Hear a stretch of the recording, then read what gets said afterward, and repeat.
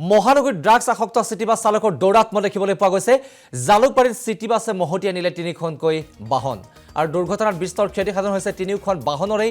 সৌভাগ্যক্ৰমে হতাহত হোৱা নাই কোনো যাত্ৰীৰ। জালুকবাৰী আৰক্ষীয়ে ইতিমধ্যে আটক কৰিছে চিটি বাছৰ চালকক। আমি জনাইছোঁ জালুকবাৰীত চিটি বাছে মহতিয়াই লৈ গ'ল 3খনকৈ বাহনক আৰু শেহতীয়াকৈ দুৰ্ঘটনাত বিস্তৰ ক্ষতিসাধন হোৱাৰ খবৰ আহি পৰিছে 3খন বাহনৰে।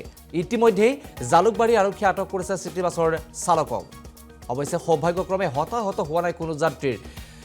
শেহতীয়াকৈ গুৱাহাটী মহানগৰীৰ চিটি বাছ চালকৰ দৌৰাত্ম দিনক দিনে বৃদ্ধি পোৱা পৰিলক্ষিত হৈছে। বিভিন্ন সময়ত তীব্ৰ বেগৰ বাবে হওক বা সুৰাপান কৰি গাড়ী চলোৱাৰ বাবে হওক বিভিন্ন সময়ত দুৰ্ঘটনা সংঘটিত হৈ আহিছে।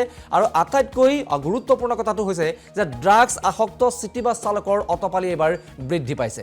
গতিকে কাৰোবাৰ ভুলৰ বাবেই কোনোবাজন হয়তো ঘূণীয়া হ'ব লগা হৈছে, কোনোবাই প্ৰাণ হেৰুৱাব লগা হৈছে। কিন্তু ইমানৰ পাছতো এইসকল উদ্ভণ্ডালি সৃষ্টি কৰা চালকক নাকি লগোৱাৰ ক্ষেত্ৰত প্ৰশাসনে যি ব্যৱস্থা গ্ৰহণ কৰিব লাগে সেই ব্যৱস্থা এই পৰ্যন্ত গ্ৰহণ নকৰা বুলিও অভিযোগ উত্থাপন হৈছে। বিভিন্ন সময়ত নীতি নিয়ম বান্ধি দিয়া হয় চালকসকলৰ বাবে, কিন্তু পৰৱৰ্তী সময়ত দেখিবলৈ পোৱা যায় সেই নিয়ম কেৱল নিয়ম হৈ থাকে। কিছু দৃশ্যাংশ আমি দেখুৱাই লৈছোঁ। খাইছেনে ছাৰ?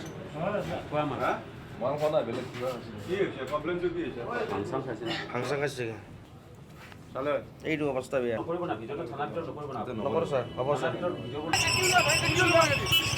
আৰু দৃশ্য আপুনি দেখা পাইছে, হাতত সেইদৰে ড্ৰাগছ লোৱাৰ পূৰ্ণ প্ৰমাণ এইদৰে পোৱা গৈছে। আৰু বিভিন্ন সময়ত এইদৰে ড্ৰাগছ আসক্ত একাংশ চালকে গাড়ী চলাই দুৰ্ঘটনা সংঘটিত কৰিছে আৰু যাৰ বাবে বহুজন ঘূণীয়া হ'ব লগা হৈছে, কোনোবাই প্ৰাণ হেৰুৱাব লগা হৈছে। কিন্তু ইমানৰ পাছতো এইসকল চালকক নাকি লগোৱাৰ ক্ষেত্ৰত প্ৰশাসনে ব্যৱস্থা গ্ৰহণ কৰাৰ ক্ষেত্ৰত যেন চূড়ান্তভাৱে ব্যৰ্থ হৈছে, সেই কথাও আজি প্ৰতীয়মান হৈ পৰা দেখিবলৈ পোৱা গৈছে। আজিৰ ঘটনাটোৰ অৱশ্যে সৌভাগ্যক্ৰমে কোনো যাত্ৰী হতাহত হোৱা নাই, কিন্তু বিভিন্ন সময়ত চিটি বাছ চালকৰ এই অতপালিয়ে, এই উদ্ভণ্ডালিয়ে বহুজনৰ বাবে বিপৰ্যয় নমাও দেখিবলৈ পোৱা গৈছে।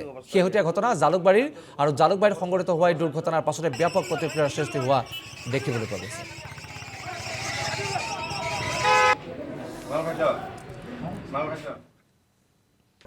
মহানগৰীত ড্ৰাগছ আসক্ত চিটি বাছ চালকৰ দৌৰাত্ম দেখিবলৈ পোৱা গৈছে। জালুকবাৰীত চিটি বাছে মহতিয়াই নিলে 3খনকৈ বাহন আৰু দুৰ্ঘটনাত বিস্তৰ ক্ষতিসাধন হৈছে 3খন বাহনৰেই। সৌভাগ্যক্ৰমে হতাহত হোৱা নাই কোনো যাত্ৰীৰ। জালুকবাৰী আৰক্ষীয়ে ইতিমধ্যে আটক কৰিছে চিটি বাছৰ চালকক। আমি জনাইছোঁ জালুকবাৰীত চিটি বাছে মহতিয়াই লৈ গ'ল 3খনকৈ বাহনক আৰু শেহতীয়াকৈ দুৰ্ঘটনাত বিস্তৰ ক্ষতিসাধন হোৱাৰ খবৰ আহি পৰিছে 3খন বাহনৰে। ইতিমধ্যেই জালুকবাৰী আৰক্ষীয়ে আটক কৰিছে চিটি বাছৰ চালকক। অৱশ্যে সৌভাগ্যক্ৰমে হতাহত হোৱা নাই কোনো যাত্ৰীৰ। শেহতীয়াকৈ গুৱাহাটী মহানগৰীৰ চিটি বাছ চালকৰ দৌৰাত্ম দিনক দিনে বৃদ্ধি পোৱা পৰিলক্ষিত হৈছে। বিভিন্ন সময়ত তীব্ৰ বেগৰ বাবে হওক বা সুৰাপান কৰি গাড়ী চলোৱাৰ বাবে হওক বিভিন্ন সময়ত দুৰ্ঘটনা সংঘটিত হৈ আহিছে। আৰু আটাইতকৈ গুৰুত্বপূৰ্ণ কথাটো হৈছে যে ড্ৰাগছ আসক্ত চিটি বাছ চালকৰ অতপালি এইবাৰ বৃদ্ধি পাইছে। গতিকে কাৰোবাৰ ভুলৰ বাবেই কোনোবাজন হয়তো ঘূণীয়া হ'ব লগা হৈছে, কোনোবাই প্ৰাণ হেৰুৱাব লগা হৈছে। কিন্তু ইমানৰ পাছতো এইসকল উদ্ভণ্ডালি সৃষ্টি কৰা চালকক নাকি লগোৱাৰ ক্ষেত্ৰত প্ৰশাসনে যি ব্যৱস্থা গ্ৰহণ কৰিব লাগে সেই ব্যৱস্থা এই পৰ্যন্ত গ্ৰহণ নকৰা বুলিও অভিযোগ উত্থাপন হৈছে।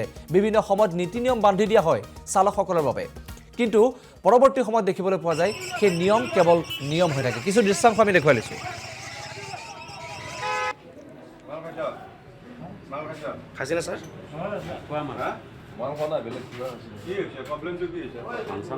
ফাংচন খাইছে এইটো অৱস্থা বেয়া।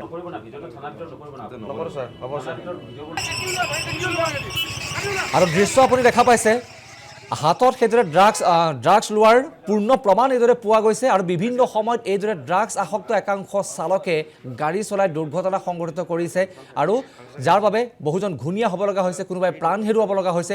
কিন্তু ইমানৰ পাছতো এইসকল চালকক নাকি লগোৱাৰ ক্ষেত্ৰত প্ৰশাসনে ব্যৱস্থা গ্ৰহণ কৰাৰ ক্ষেত্ৰত যেন চূড়ান্তভাৱে ব্যৰ্থ হৈছে, সেই কথাও আজি প্ৰতীয়মান হৈ পৰা দেখিবলৈ পোৱা গৈছে। আজিৰ ঘটনাটোৰ অৱশ্যে সৌভাগ্যক্ৰমে কোনো যাত্ৰী হতাহত হোৱা নাই, কিন্তু বিভিন্ন সময়ত চিটি বাছ চালকৰ এই অতপালিয়ে, এই উদ্ভণ্ডালিয়ে বহুজনৰ বাবে বিপৰ্যয় নমাও দেখিবলৈ পোৱা গৈছে। শেহতীয়া ঘটনা জালুকবাৰীৰ, আৰু জালুকবাৰীত সংঘটিত হোৱা এই দুৰ্ঘটনাৰ পাছতে ব্যাপক প্ৰতিক্ৰিয়াৰ সৃষ্টি হোৱা দেখিবলৈ পোৱা গৈছে।